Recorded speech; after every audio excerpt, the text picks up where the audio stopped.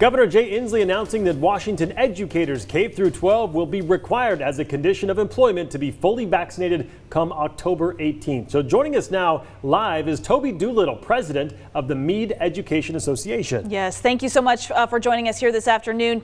From your perspective, do you believe that teachers largely are going to support this effort to get vaccinated, to keep schools open? What are you hearing from our local teachers so far? Yeah, that's a good question. Right now, the short answer is I'm not sure. We haven't talked to our teachers about it, so I'm not sure where people stand on this. I think our teachers are probably a microcosm of the greater public, so that's probably where I'd lean right now. Yeah, I guess this next question, you just kind of answered it. I was going to ask you, do you think the district risks potentially losing teachers over the vaccine requirement? Do you have any sort of gauge right now, kind of where teachers fall on this issue?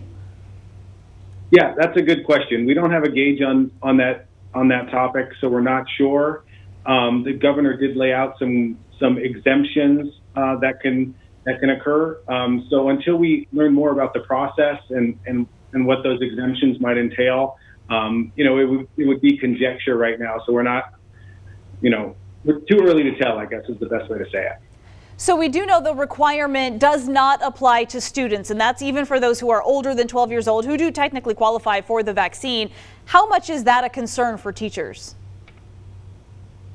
Again, I'm not sure because it is the summertime and we've all kind of gone off and done some other things, but school's getting started here again. I think that the more people that are vaccinated, I think the more people feel comfortable. But with that said, the Mead School District was open all of last year with unvaccinated students and staff. So I don't know if that's a pressing concern to our teachers at this time.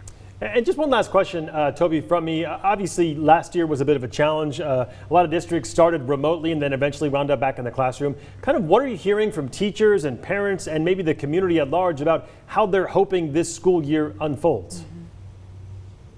I can only speak to the friends that I talk to and some of my members who are actually really excited about the school year. If we could have been here like we are today last year, we would have been stoked. So we're really excited to get classes going and get the students back.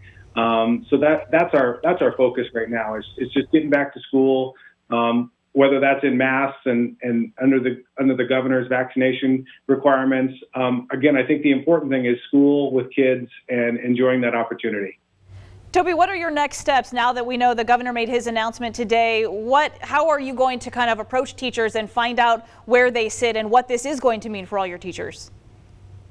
Yeah, that's a good question. I think the first step is to survey our members, our teachers, to see what they're feeling. I have heard from a few, but that's a really small sample. Also is to dive deep into the exemption piece, continue to educate people on vaccinations, provide some clinic or some other opportunities to get vaccinated for those who haven't, but really just to make sure we get all of those details worked out in the next couple of weeks. All right, Toby Doolittle, the president of the Mead Education Association. Thank you for your time this afternoon. I appreciate it. Yeah, thanks for having me.